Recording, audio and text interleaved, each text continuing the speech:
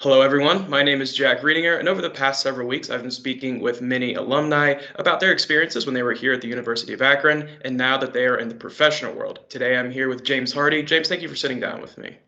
Absolutely. Happy to be with you. So, my first question for you is can you just tell me a little bit about yourself and what you're doing now? Sure.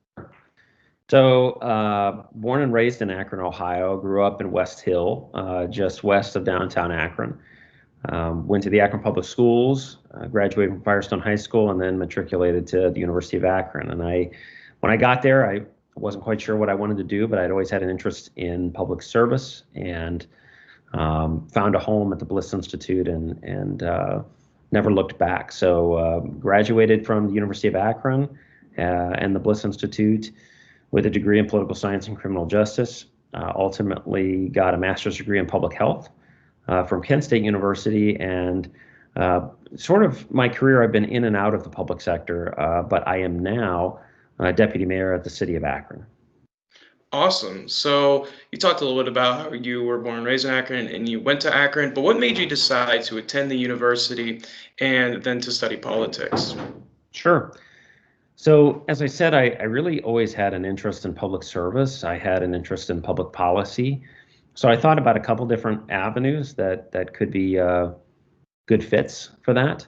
I think I actually was a communications major when I came in, and quickly started looking at history or political science. And it was really the Bliss Institute that was the difference maker for me. I liked that they were um, focused on the application of political science as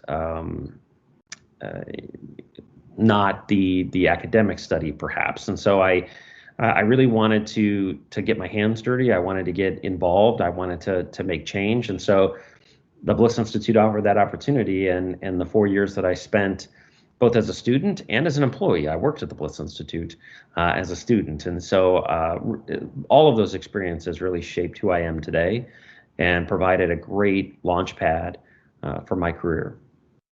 And then can you go a little bit into that as far as how do you think that your studies when you were here at the University of Akron helped lead you to professional success?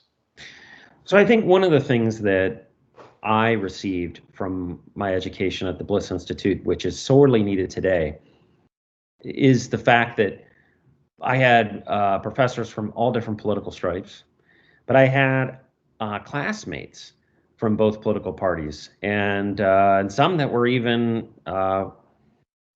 third party affiliated, and we all were in the same classes together, talking about the issues, grappling with the same assignments, and we all wanted to get into the game, if you will, the game of politics and the game of government, and I think in doing so, Bliss offered me an opportunity very early on to figure out how governing is supposed to work.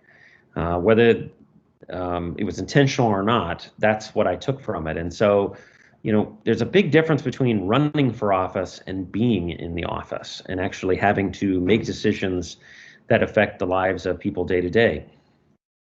So I would just say that, what Bliss afforded to me is a lifetime of friends that have, just like me, gone on to careers in government and politics, but from all sides of an issue. And that is something that I treasure to this day, and I think we need more of. Great. And then are there any professors or classes or internships that you did while you were at the university that you believe made an impact on you? Sure. So I definitely remember the American presidency course that I took with Dr. Cohen. That was not only was it informative, but it was an incredible time. We just had a lot of fun as a class together. And then certainly Dr. Green, both as a student, but also as a student employee of Dr. Green's.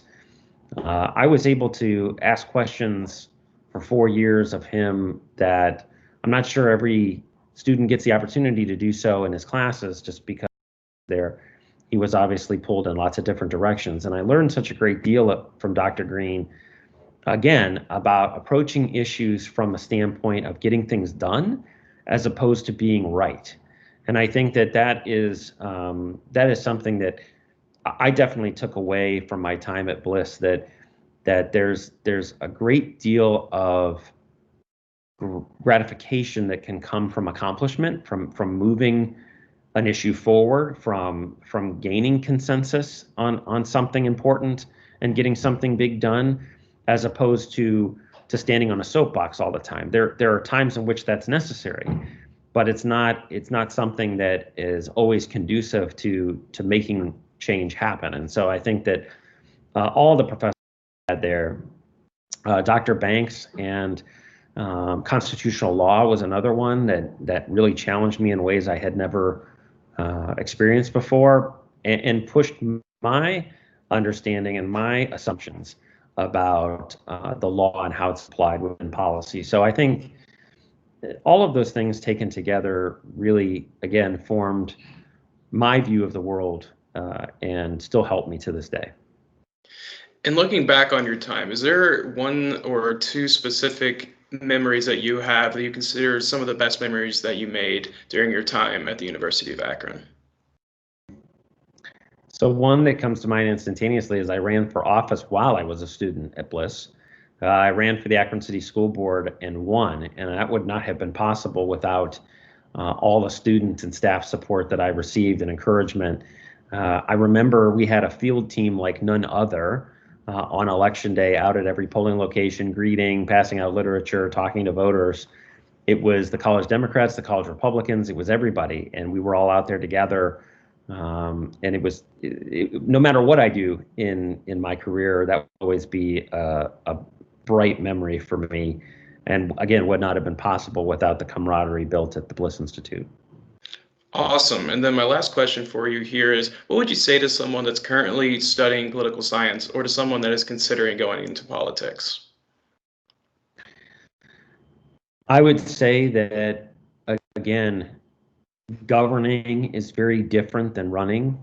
Running for office is its own challenges, its own rewards. But at the end of the day, what we need more of are people who want to get things accomplished for the people.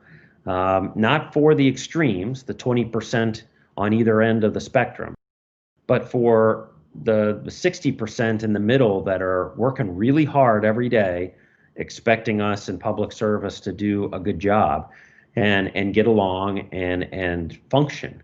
And I think that would be my biggest request, is that folks not latch on so much to the extremes of what they see at the expense of good governance. And I think that that's been a hallmark at Bliss for a long time and should remain. The other thing I would say is that while The West Wing is probably everyone's favorite show, at least it was when I was in college, and working for a congressman or woman or a president sounds like a great gig, we need really good people in local government too. Unfortunately, over the years, local government has taken on a lot of what the state and federal government used to do. So there's a lot that can be done, a lot of lives that can be changed, a lot of good that can be accomplished through service in local government. And so it's not always about the glitzy K Street, Washington, D.C. internship or job. That has its place. But there's a lot that can be done within your local communities. And Lord knows we need really good, smart people there too. Well, great. Thank you for that insight. And thank you for sitting down with me. My name is Jack Reedinger, and I'm interning at the Bliss Institute this semester. And over the next several weeks, I will be speaking with many alumni. Today was James Hardy. Thank you for sitting down with me. Thank you.